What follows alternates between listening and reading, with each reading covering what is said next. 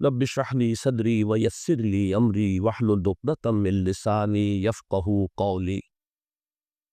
اللهم ربنا الهمنا رشدنا واعذنا من شرور انفسنا.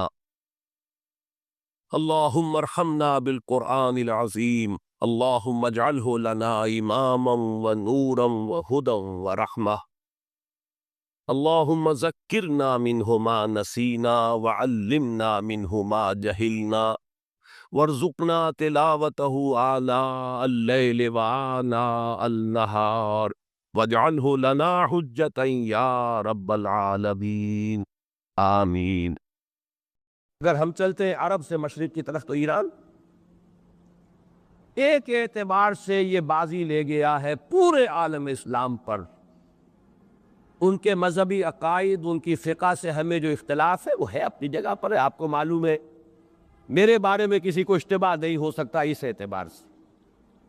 میری جس درجے دشمنی رکھی گئی ہے، جس طرح میرے سر کا جو ہے مطالبہ ہوتا تھا، دو ہی آدمی تھے پاکستان میں کہ جن کے سر مانگے گئے، ایک کراچی کے وہ شاہ بلیغ الدین صاحب اور ایک میں، تو اس حوالے سے وہ اپنی جگہ پر اختلاف ہے، لیکن اس حقیقت کا اعتراف کیے بغیر نہیں رہا جا سکتا پورے عالم اسلام میں یہ واحد مسلمان ملک ہے جس نے بہرحال اپنی شریعت، اپنے عقائد کے مطابق ایک مذہبی انقلاب برپا کیا،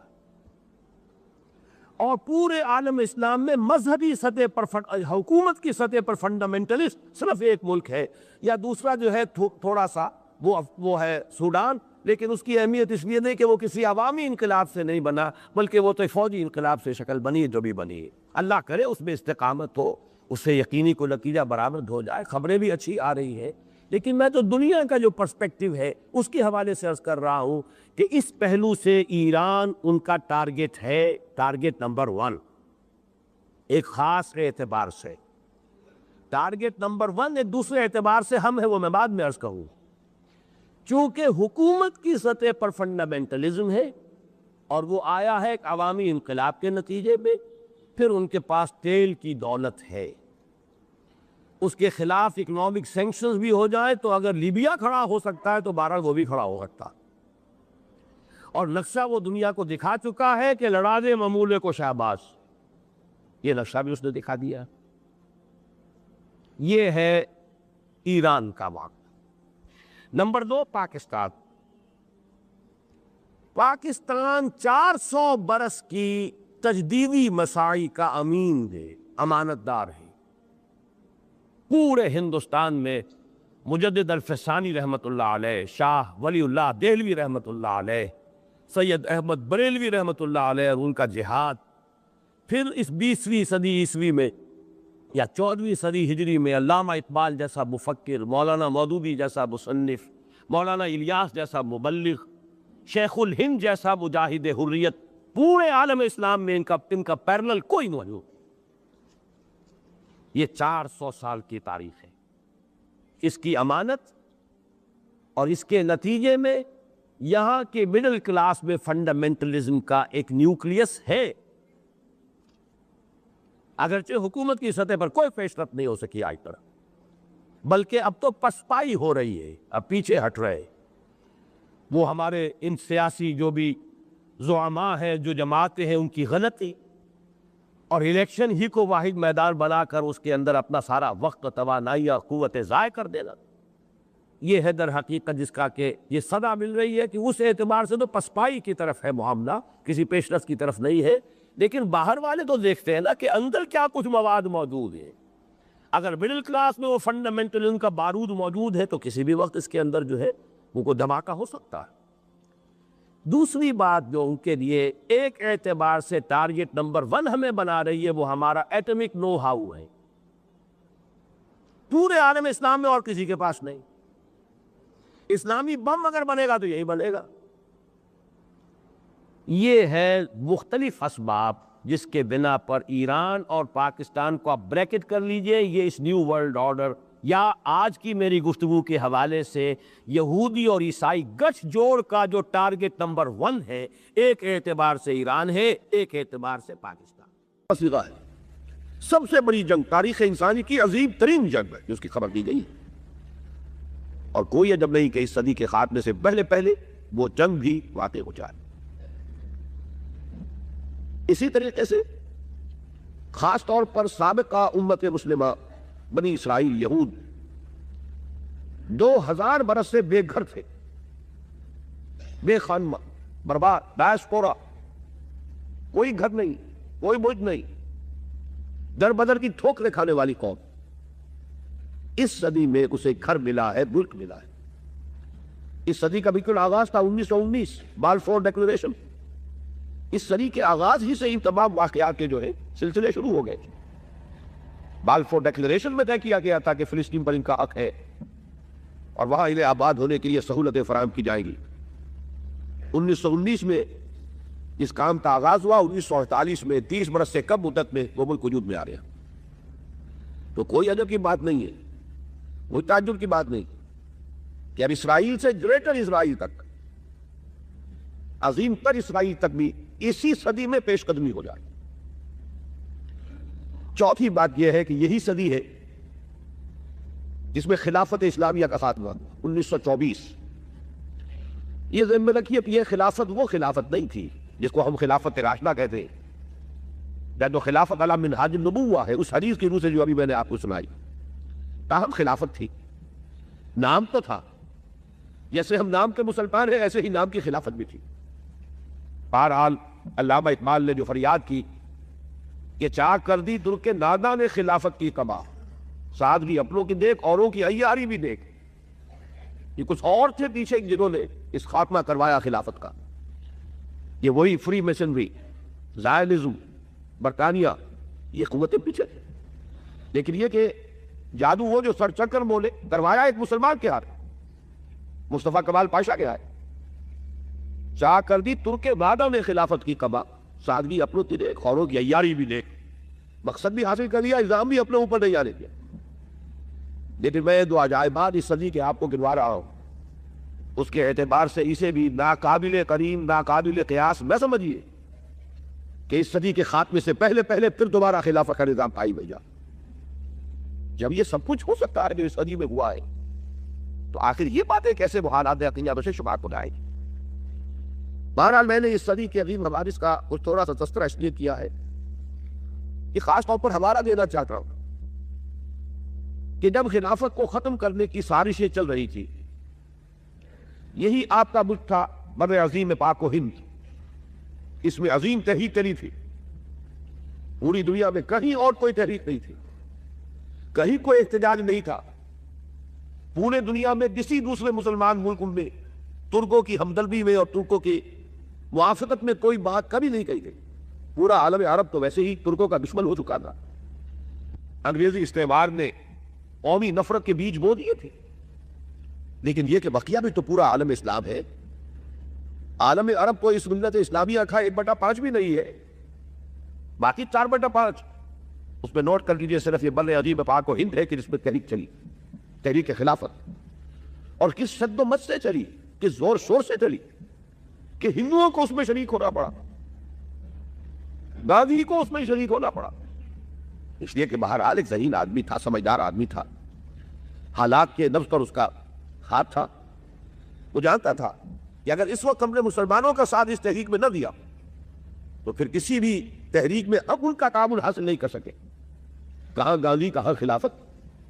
لیکن آپ اندازہ کیجئے کہ یہ تحریک، یہ بھی در حقیقت مظہر ہے اسی کا کہ وہ تحریک اتنے شد و بد اور زور شور سے اٹھی تھی کہ گاندھی کو اس میں شمولیت اختیار کرنی پڑی، اسی بر عظیم پاک و ہند میں۔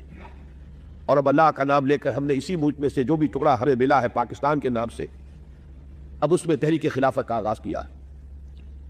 آغاز تو ہمیشہ حقیر ہوتا ہے، چھوٹا ہوتا ہے، لیکن کوئی تعجب کی بات نہیں ہے۔ آخر بڑے بڑے کناور درخت بھی شروع میں چھوٹے سے نازک پودے کی شکل میں ہوتے ہیں۔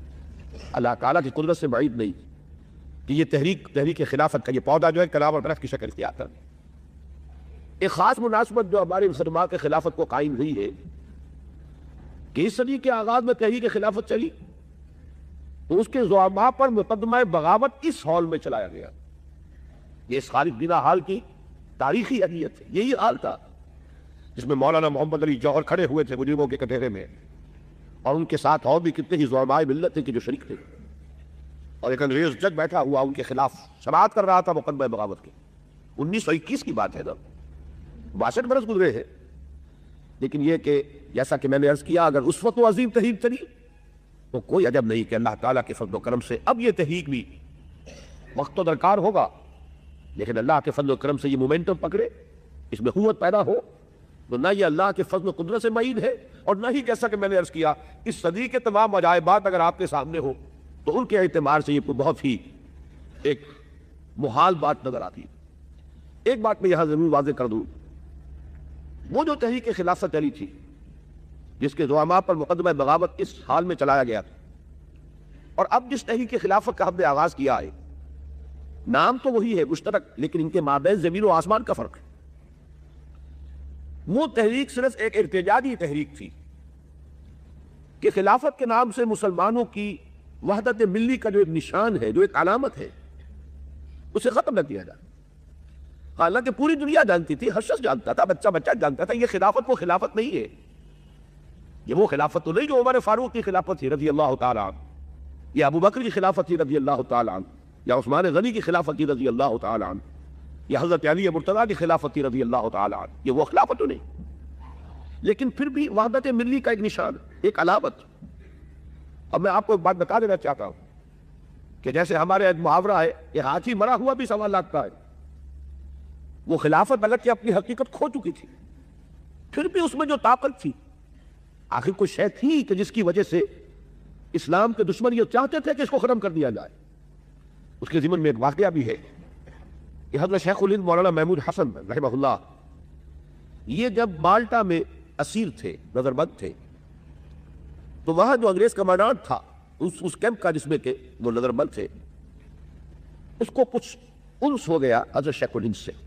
بہرحال ہر شخص اندازہ کر دیتا ہے کہ یہ کوئی عام مجرم نہیں ہے، اس کی شخصیت ہے، روحانیت جو ہے وہ تو انسان کے وجود سے شعاع کی صورت میں پھوٹتی ہے، گرویدہ ہو گیا اور کافی بے تکلفی تھی آپس کو۔ تو حضرت شیخ نے ایک روز اسے پوچھا کہ آپ لوگ ہماری خلافت کے کیوں درپے ہو گئے؟ اب آپ نوٹ کیجئے، خلافت کی تنسیخ 1924 میں ہو رہی ہے، 1920 میں حضرت شیخ الہند رہا ہو کر واپس آ چکے ہیں ہندوستان۔ معلوم ہوا کہ یہ گفتگو اگر ہوگی تو سن 17، 18، 19 کی ہوگی، لیکن معلوم تھا کہ سازش کیا چل رہی ہے، خلافت کے اس پودے کو، اس درخت کو اکھاڑنے کے لیے کیسی آندیاں چل رہی ہیں۔ جیسے کبھی ایک بوریا نشین شاہ ولی اللہ دہلوی دہلی کے کسی مسجد میں اور کسی خانقاہ میں اور کسی اس کے حجرے میں بیٹھا ہوا پورے ہندوستان کے حالات کا جائزہ لے رہا تھا، اور اس نتیجے پر پہنچ چکا تھا کہ جو مرہٹہ طاقت اٹھ رہی ہے جنوبی ہند سے، ہندوستان میں کوئی مسلمان، کوئی نواب، کوئی راجہ، کوئی حکومت ایسی نہیں ہے کہ اس کا مقابلہ کر سکے۔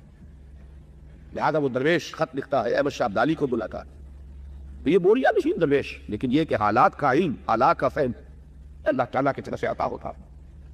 تو حضرت شیخ الہند نے یہ سوال کیا کہ کیوں آپ لوگ درپے ہیں؟ تو مرد بیمار ہے، آپ کو اس سے کیا خوف ہے، کیا خطرہ ہے، کیا اندیشہ ہے؟